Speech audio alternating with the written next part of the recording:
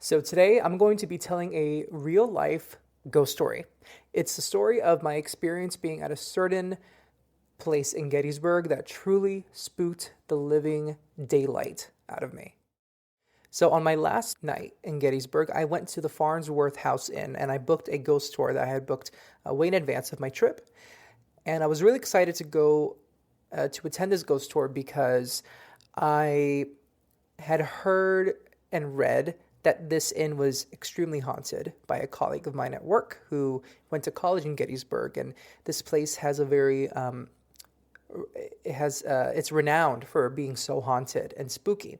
I had read also that you can still see the bullet holes rather, in the brick wall, the brick facade of the house from the era of the Civil War. So the Farnsworth House Inn was a home built around 1810. So based on what I remember learning on the tour, the house was owned by a family, and then it was taken over by Confederate soldiers during the Battle of Gettysburg in the Civil War. And the Confederate soldiers occupied the house and used it as a spot from which to shoot the Union Army, which represented the North. And there are a lot of characters that are said to still dwell in the Farnsworth House Inn. So I'm going to start with the attic. My ghost tour started in the attic of the house, and it is a very tight space. It's a little bit low. You can't necessarily stand up straight in the attic unless you're in the middle of the A-frame of the roof. Our tour guide said that there is a little boy, the soul of a little boy who likes to hang out in the attic. This little boy, when the Farnsworth House Inn was a family home, and I believe it had some time as an inn itself back in its day, and before it became an inn in the present day. There was a little boy who passed away in the home after being in an accident that involved a horse that hurt him, or a horse carriage. And the boy was taken inside the home to be taken care of, and he died. The boy, they say, tends to enjoy being in the attic. So we're up in the attic, and we're given dowsing rods. I believe I brought my own EMF detector. I probably did because this was June 2021, and I was feeling nervous about COVID, so I did bring my own EMF device. I had my DSLR camera, and I was taking photos with flash and taking photos and videos on my phone, trying to get something, see if I get anything. And the tour guide is talking, and as we are talking about this boy, I hear what sounds like a meow, but I couldn't tell if it was the meow of a cat or the coo of a little child.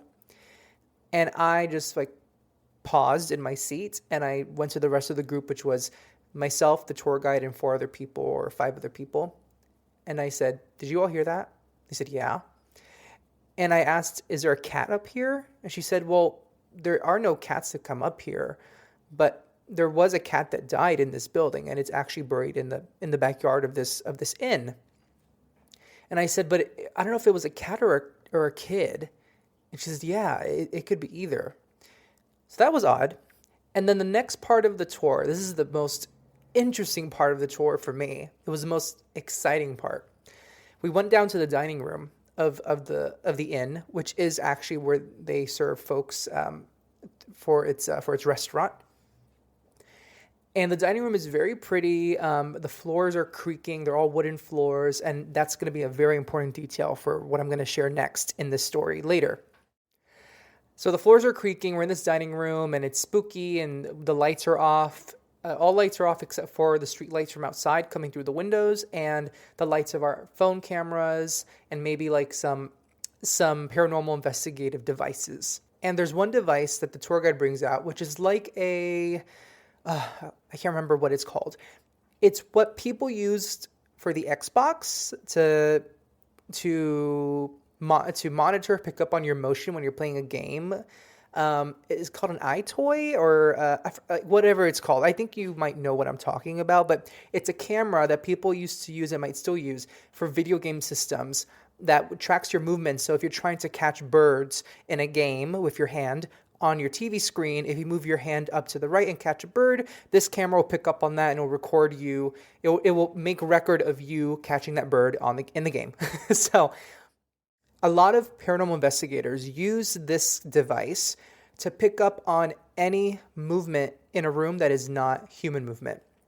So when this device is used on the screen, because what comes with this device, this particular iteration of this type of device, it comes attached with a screen, like the size of a tablet. And you can see, like if I'm in front of the camera, this motion camera, you can see my body as a shadow, and then these lines that outline my joints. My joints and my limbs, so my legs, my arms. It looks like it's like me with a stick figure on top of me. That's what it looks like, and it's detecting my motion. So the point is to see if there's anything in an empty space of the room where a stick figure shows up, because that means something's moving there, something. So we saw stuff. We saw in a corner of the room through this motion detective camera, two stick figures that were hovering at the top of one corner of the room, of the dining room. And I'm like, okay, is this real? Like, this thing looks like it's working in real time, this motion detective camera. And so we're watching these two stick figures on the screen that's hooked up to this camera, and they are just hovering there, and they're kind of morphing, and one of them looked like they were waving a bit. It was kind of funny, and I thought, okay, this is interesting. And it didn't feel scary. It felt very cool. And then the next cool thing happened. So, as you all know, I started this podcast because of my own spiritual experiences and my past experiences connecting with spirit in different ways. I've always felt really connected to spirit, so it doesn't surprise me that this happened next in this story to me. Incident number 1. As I'm taking pictures with the camera on my phone, I feel what feels like a spider web brush up against my arm. That's the best way to describe it. Like when you walk into a spider web and it feels like tingly and kind of itchy, but kind of like very soft. Imagine a spider web brushing up against the back of your arm. And I just said to the tour guide in the group, I just felt something. Oh my goodness, I'm remembering now what I said and how the tour guide asked me the next question. So I said, I just felt something on my arm. And some folks were like, oh, you did? Oh. And the tour guide said, did it feel like a spider web? And at that time, I didn't know that that's what the sensation, like I couldn't identify it as feeling like that. And no one had ever told me, oh, when a ghost or soul of a departed person touches you, it may feel like a spider web. I never had heard that before. But when I said something touched me, I felt something touch me on my arm. And she said, did it feel like a spider web? My mind went like, oh my gosh, that's exactly what it felt like. And so I told her, yeah, that's exactly what it felt like. She said, well, that's them. That's a ghost. That's a soul. I thought, wow, that's amazing. Now, another thing was happening at the same time that I had mentioned that to the group. Once I said something just touched me, another member of the group took a photo of me, and I was totally okay with this, took a flash photo of me with their camera on their phone. Now, let me walk us through this. You know when you take a photo on an iPhone, and maybe some other similar smartphones, but I'm going to talk about an iPhone because that's what I'm familiar with. That's what this person had. When you take a photo on an iPhone, you hit the capture button on your screen, right? Easy. Now, if you take a photo with flash, you hit the capture button on your screen, and the flashlight of your camera flashes once to recognize the subject in the photo, turns off, and then flashes again and takes a picture. So your camera, if you have an iPhone, because that's what I'm familiar with, flashes twice when you're taking a single photo with flash.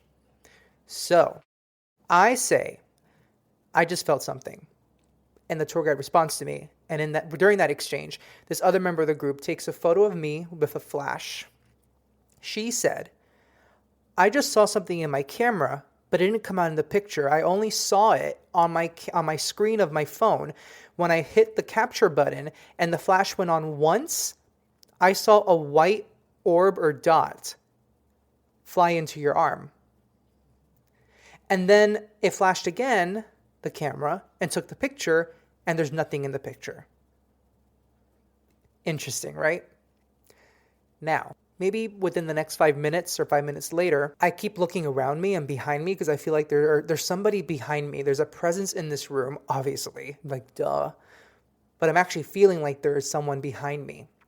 And this other member of the group who had taken that photo or tried to capture a photo and told me what they had seen on their screen of their phone noticed me looking around a lot. So they took another picture of me.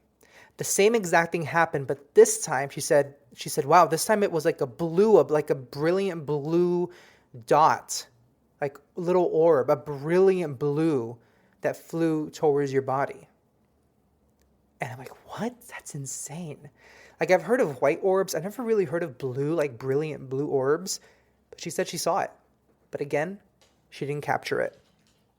Hey, Stella. Stella knows we're talking about ghosts. So, hey, baby. She's saying hi. Say hi to Stella, everybody. So, that happened, right? That's really interesting. Now, the last part of the tour, we go downstairs to the basement. I know, you're like, oh, the basement, here we go. That's where all the crap happens, is in the basement.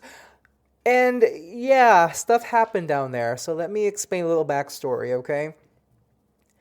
So, in the basement, the way it's decorated, honestly, it's extremely creepy. And I'm going to send this podcast to the Farnsworth House Inn. And I'm going to be totally honest, y'all. If the staff of the Farnsworth House Inn are listening to this, if you're listening to this, I hope you rethink the decoration in that basement because it is so intimidating. With all due respect, it is so intimidating and I feel like brings out a lot of low energies. But the way they decorated the basement is that it looks like a funeral get up from the Civil War era. Like what a Civil War era funeral parlor would have looked like, which is very interesting. I get the idea, but there's some creepy things like I think there's a big like vulture, like taxidermied vulture. It's very bizarre.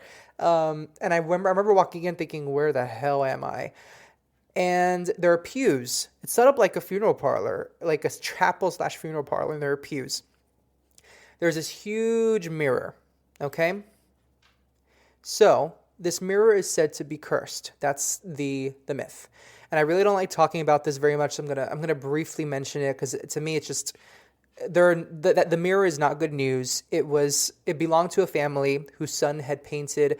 The frame belonged to a family, and the frame used to house a painting that those parents' son had done for them. And he fell into a lot of crime, and they weren't very proud of his reputation. So they took out the painting and I believe they sold or gave the frame to somebody else or gave it up. And then someone inherited the frame, or rather acquired the frame and then put a mirror in it. And ever since then, the mirror is said to be really haunted, and it has caused, they say, a lot of dangerous activity in that basement, especially towards women, okay? So it was so bad that I believe this is what made the Warrens, as in like The Conjuring, that couple, they're a real couple. This was what inspired the Warrens to go and investigate this mirror. And I think her name is Lorraine Warren. She looked at the mirror and said, it has to go. It has to go. And then there's a little room in the basement. So there's a basement, then there's a little room, almost like an electric room. All that's there is a dust floor. And I forget the details of this, but that room was not good news. I think Lorraine Warren or the Warrens had gone in there and they just didn't like the energy in there. And one of their own crew members or another crew member from another, like a TV program or something, had gone in there once and was attacked. So Lorraine Warren, she actually took white paint and painted with her finger a cross on the door. And it's still there today. And I don't know if I got all that accurately, but that's from what I remember, from what I remember the tour guide sharing with us. So we're in the basement now, and I'm feeling really uncomfortable because of the decor. Then there's this mirror. So I'm sitting in the second row of pews. Everyone else is sitting in the first row. Smart me. In my own pew in a very creepy room, right? Very smart. And it's just dark behind me. So I'm going to tell you the layout of the room. The front of the room, it's a casket with a fake dummy. The mirror is to the right of it. The little room, electrical room that I mentioned, is to the left of that. And I'm facing these three things. I'm on the second row of pews, and behind me, there is a staircase that goes up to the first floor of the home, of the inn, and it's right next to the door of the dining room that we were all just in, okay? But behind me, where that staircase is, it's all dark. There's no light where that staircase is. It's very dim. So during our conversation as a tour group, we start talking about just the mirror and asking questions about it. And then the tour guide tried to see if we can connect with a soul in that room. He said, if there's anybody here, give us a sign. It was quiet for a little bit. And then we heard footsteps above our head. One detail I forgot to mention. When we left the dining room that is now upstairs above our heads, the tour guide had to lock the dining room, turn off the lights and lock the dining room because we were the last folks to visit the inn. Anyone else who's in the inn was I believe the general manager of the inn, and the guests who stay overnight, which I don't know how they do that, but the guests who stay overnight, and the general manager, the housekeeper, the innkeeper. They are the only ones in the home, and the rest of us are in the basement. The dining room is locked, and the lights are off. We start hearing footsteps above our head, and the wood is creaking. And it sounds like, I'm not kidding you, the footsteps of heavy, heavy, heavy, heavy boots. And then at one point, after hearing these footsteps go from one corner of the ceiling above us to the other corner of the ceiling behind us, the whole floor above us starts creaking. And I'm going a little nuts. I'm like, is this really happening? And I wish I could have recorded this, but I was so spooked that I froze. I was frozen, okay? Now, the tour guide was like, wow, that's bizarre. Then we hear the footsteps go to the back of the room where the staircase is that I mentioned, okay? That goes to the first floor. So the tour guide, bless her heart, goes to the back of the room to see if there's somebody coming down the stairs, or if there's somebody who's messing with us, or like there's a staff member who's messing with us, or who's up there walking around. So she goes to the bottom of the staircase and tilts her head in and looks up, and she doesn't see anything. Now, the tour guide, unless she is an Oscar-nominated or Oscar-winning actress, I know she wasn't faking the way she was reacting. She was scared. This tour guide, I was looking at her demeanor. I was noticing it, and the way she was scared. And after she looked up the staircase, she kind of came hustling back, and she's like, I could tell that she was extremely nervous. I mean, listen, if she was faking it, amazing acting, but I really don't believe she was. The room quiets, and we're just waiting to see if something else happens. And then the tour guide starts saying something, and all of a sudden, this huge, huge, huge bang above our heads. A huge bang above our heads. And I was so startled that I stood up really quickly and went, shit! And I felt bad. There was a teenage girl in the group. And I told her sister, I said, her older sister, I'm so sorry I cursed. And like, no, it's okay. We get it. I was so startled. It literally sounded like somebody got a 70-pound weight at the gym and dropped it on the floor from like 4 feet above the floor.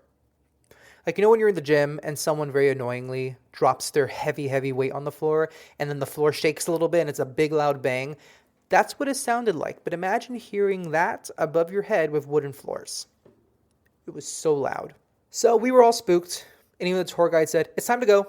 It's time to go. We should go. Let's go. And then one more thing happened. It doesn't end there. And I'm just now remembering this, actually. I forgot this happened, and it's coming to me as I retrace my memory. I go to the front of the room next to the tour guide. I'm like, I'm going to be next to her where all the light is, all the little spotlights are. Like, I feel safer next to her. She's been here for like 15 years doing tours. She's cool. I'm standing next to her. We're talking about this bang, and we keep like repeating how we felt and what it sounded like. What was it? What did someone drop something? What could it be? Was it someone stomping their foot? Was it the ghost stomping their ghostly foot? The boot? What is it? What is it? And as I'm talking to her, as we're all talking, I feel something touch my pants.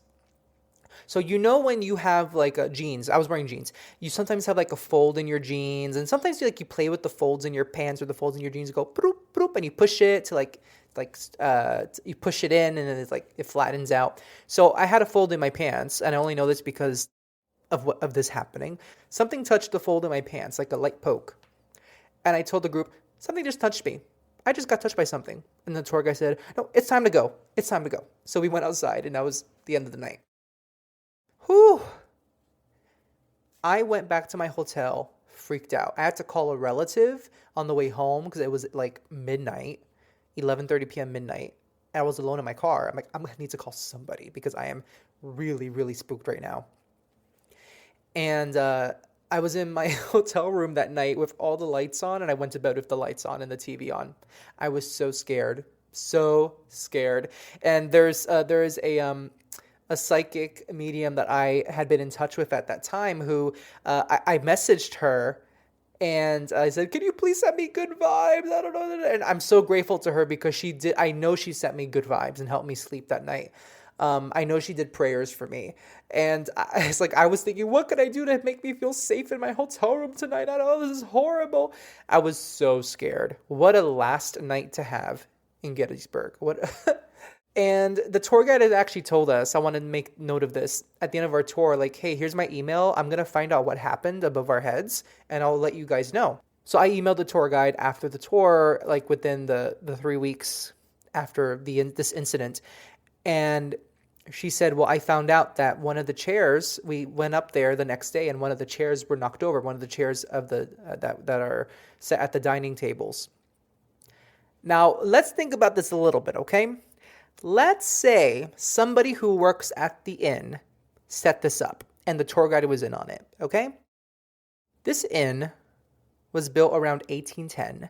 The floors are wooden. They creak very easily. It's a historic home. There are bullet holes on the external facade of the building from the Civil War era. Like this place is a marker of history.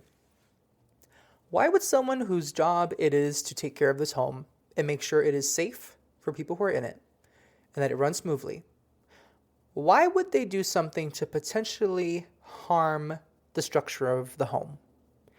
By getting a chair, which is a piece of property for the person who owns this inn, who is their boss, taking a chair and throwing it on the floor to make this huge, huge banging noise. That doesn't make sense to me. Let's say it was someone's foot. Let's say a staff member was in on a joke or a prank and took their foot and stomped on the floor above us. To me, I come to the same conclusion. Why would they do something like that to very old flooring that easily creaks? Like it sounds like it's vulnerable flooring as it is. Why would you take your foot as a staff member working in this place and do that to the floor of a very historic home? So I'm pretty convinced there was a soul with us who was really trying to get our attention and threw that chair down on the floor that was above our heads. I just have to believe that because it doesn't make any sense that anybody would set that up to do something like that to the floor of a very historic home. Doesn't make any sense to me. So that is my ghost story from Gettysburg. And I just want to say, yes, I was very spooked by that incident, but Gettysburg as a whole is an amazing town. It is very small. It's quite beautiful. It's cute. There's some good food there. I highly recommend, if you can, visit Gettysburg, Pennsylvania. And you can really feel just this somberness because there was so much tragedy there. There was so much, there was such a feeling of somberness, and if that's even a word, of just respect. And it's just a fascinating place. And Gettysburg National Park is absolutely beautiful. And I just highly recommend Gettysburg. And I highly recommend this ghost tour. Even though it spooked the heck out of me, It was a wonderful ghost tour. It was excellent. A really good ghost tour. And even the tour guide said the things that happened that night, they don't happen often. Sometimes she does a tour and nothing happens. Spirit decides to do things when it wants to. And I'm actually very excited because I'm going to Savannah, Georgia in the next year. And I've been to Savannah, Georgia before, but I did it with family. And this time I'm going by myself. And I had some flight credit from 2020 to use because of the pandemic. And, the pandemic started when I was intending to fly somewhere, and it was a canceled flight, and I got this flight credit, and it expires this year, so I had to use it sometime. So I will be in Savannah, Georgia. That is my gift to myself, sort of, with this flight credit, is going to Savannah, Georgia. It's the first time that I am flying a plane in 2 years, which is insane because I've refused to fly during the pandemic, and now I'm double vaccinated, I'm boosted, I wear a mask, I might double mask, maybe wear a face shield. Who knows? I may look like an astronaut in this plane. But I'm excited to travel, and I'm going to be very responsible about it. And I live alone, so I'm thankful I don't have to, that my travels don't impact somebody I live with. So I'm super excited. And Savannah, as some of you might know, is an extremely haunted city. It's a beautiful city. It has beautiful historic spots. And I just cannot wait to go and have a car that I'm going to have there. And I get to travel and journey around on my own. And if any of you have any recommendations for Savannah, Georgia, DM me on Instagram. Send me a note in my contact form on my website, which, by the way, on Instagram, I am at Juan Francisco NY. And my website is thirdeyesight.media. And very last thing, I took a look at where my subscribers live across the world. And I'm so excited to share. I think this is so cool. I have, of course, listeners in the United States. And from most to least, for now, it's the U.S. at the top. Coming in second is the United Kingdom. So, hey, UK folks, how's it going? And third on the list is Canada. Fourth is Germany. Fifth is Israel. Sixth is Colombia. And seven is the Philippines. So, hello to all of you who listen to this podcast. That is so cool. I get to reach international ears by talking about spirit. If you have any recommendations for things you want to hear me talk about, DM me. Send me a message in my contact form on my website. And very last thing, if you really love this podcast, hit the follow button or the subscribe button, leave a rating, give it whatever amount of stars you feel called to give it, and feel free to share it with friends and family and colleagues who are really interested in spirit and the supernatural and talking about this stuff. It's exciting. That is all we have for today. I hope you have a wonderful rest of your day, wonderful rest of your week, and see you next time on Third Eyesight. If you have a question or topic you want me to cover on Third Eyesight, head to my website, juanfranciscospirit.com/contact, and send a message my way. If you really enjoyed this episode, leave a review wherever you listen. I'd really appreciate it.